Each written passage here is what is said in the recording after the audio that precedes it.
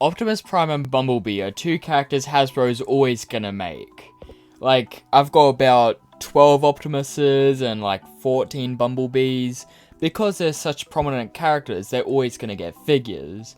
But with the most recent release, with the Kingdom Optimus, which is great, and then the Kingdom Bumblebee, which I didn't originally pick up, they decided to re-release them in a box set with some extra things, but I'm not too sure if it was a good idea to do it or not. So today we're taking a look at the Transformers Legacy Evolution Core Class Optimus Prime and Bumblebee. Starting out in vehicle mode, Optimus Prime turns into the red and blue truck that he's pretty much always been. But this release is a more cartoon accurate details, which makes me think that they planned this for Studio Series and then moved it into Legacy when they couldn't get a good Bumblebee model. Which kind of makes sense, I guess, but I'm not too sure about that. That's just my theory. It's nothing's proven or anything. But with this Optimus, we're given this parts forming trailer bed, just so we can get this trailer on with him.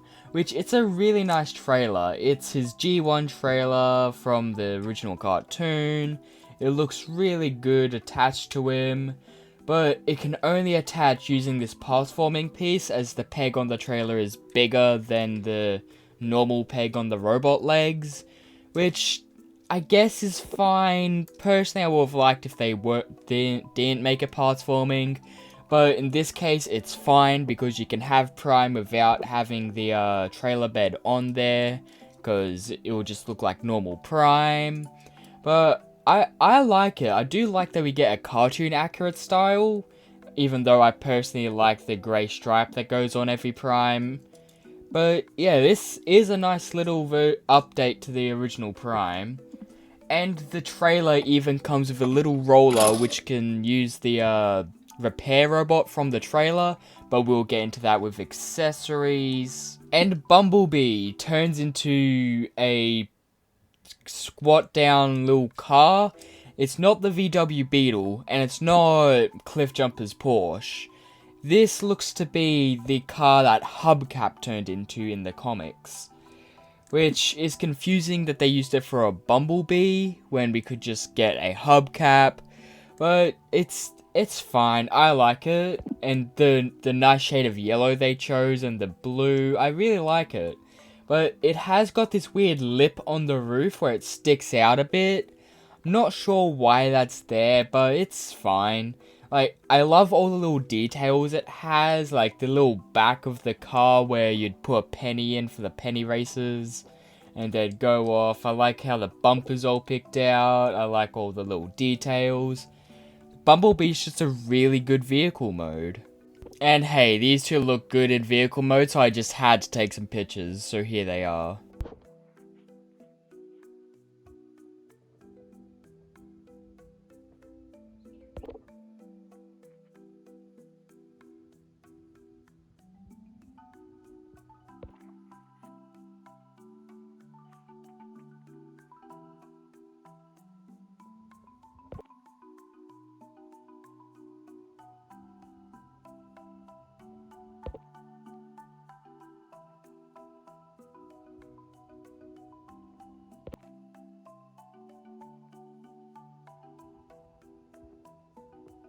Transformation on Optimus is fine. I've talked about it before because it's just a Kingdom mode.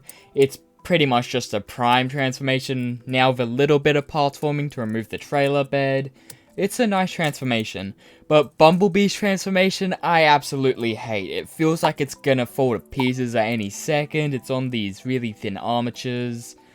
I don't like how the Bumblebee transforms. Like, having these thin struts pop out with the arms and everything, and how it all comes together. I don't like how Bumblebee feels, and that's really sad because part of Transformers is the transformation. That's how I grade them and how I like them.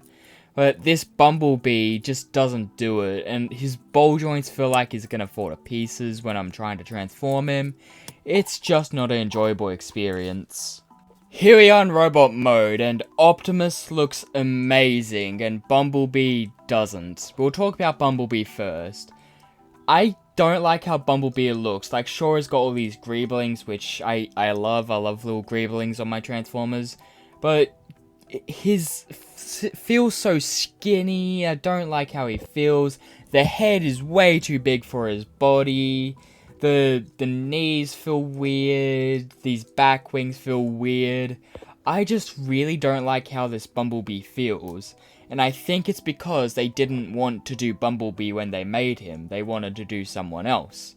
But then the higher-up said, no, we need a Bumblebee, and this is what happened.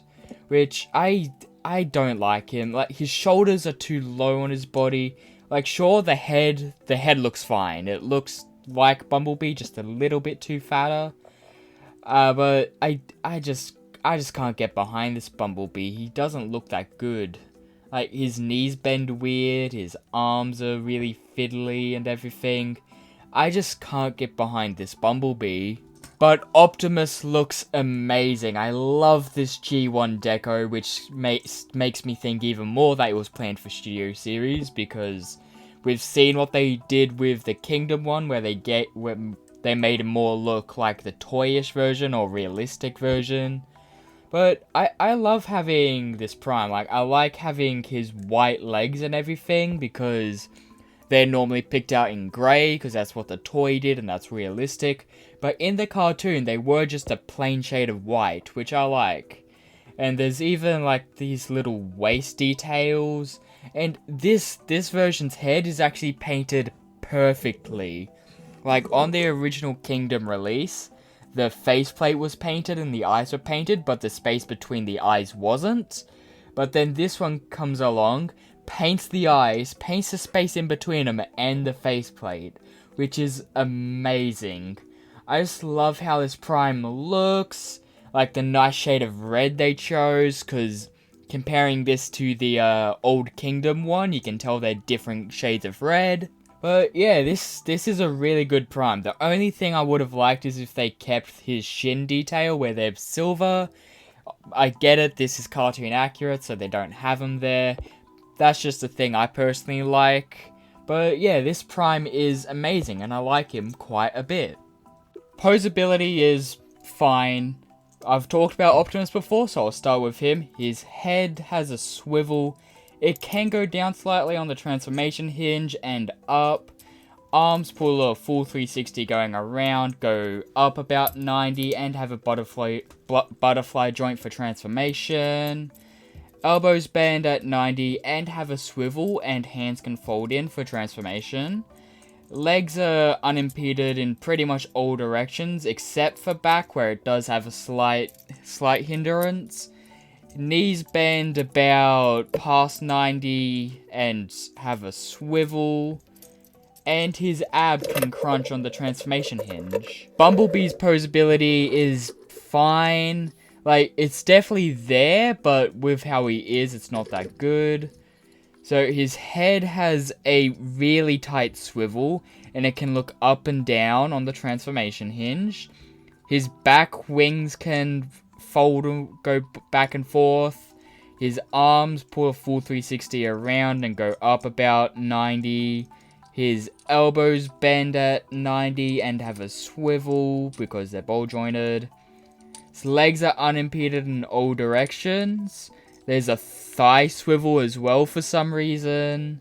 His knee bends at 90 and can go even further using the transformation hinge, which I guess is fine for his ability to pose, but personally, it's not that good. Accessory-wise, you get a lot of things with these two. Starting off, you get Bumblebee's gun, which looks good. I don't really like it. It just doesn't look like Bumblebee's actual gun, which is meant to be like a blue gun thing. Honestly, I don't even remember what Bumblebee's gun looks like anymore. And you get Optimus Prime's trailer, which can hold some of his other accessories. But it's a really good trailer. It can open up into a battle platform, and that's where Roller lives, and Roller looks really good. I love his detail. and you can use this repair drone on the trailer to give it to Roller and do that little thing. And the repair drone actually has some posability, so it can go up and it can extend and everything, and it can go into different formations, which is kinda nice. You also get this parts forming trailer bed for Optimus, which can also work as a shield if you plug it directly into his wrist, which is fine. That's how the axe adds on. And talk about the axe, you get his Energon axe, which I love the axe. We last saw this axe in the Nemesis Prime figure, where it was a nice shiny blue. But I love that they repainted it and gave it to us for this Optimus. And we also get his Ion Cannon, or Ion Blaster, which, it's a really nice gun. It's the exact same one from the Kingdom release, but I just love how it looks. It's a really nice gun. But yeah, we get a lot of accessories for this one release. Also, Bumblebee can ride inside the trailer in vehicle mode. But hey, Optimus looks so good in robot mode and Bumblebee looks fine that I just had to go and take some pictures, so here they are.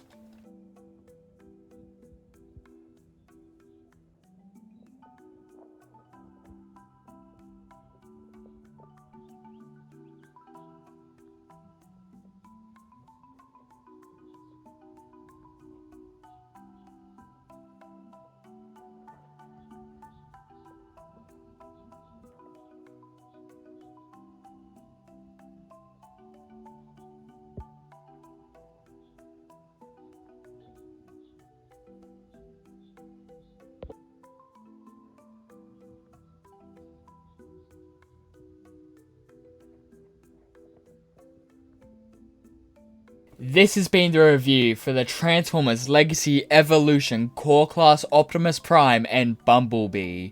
Tell me, what do you think of this set below? Are you gonna pick it up or are you gonna skip it entirely?